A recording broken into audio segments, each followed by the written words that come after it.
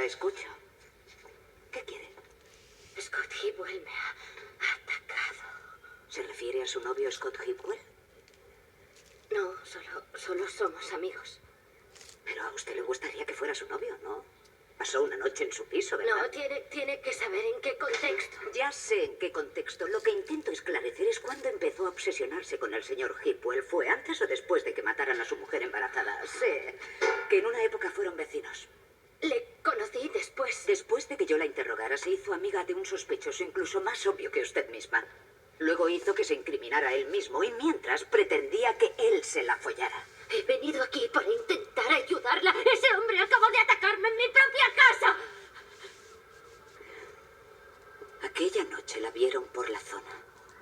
Hay algunas horas de las que usted no puede dar explicaciones. Fue Scott Hipwell quien mató a su mujer. No fue él. Hay una prueba. La cámara de un bar grabó al señor Hipwell aquella noche. Usted miente. Usted miente.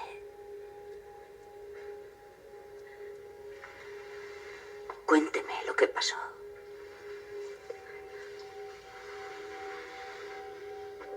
Tranquila.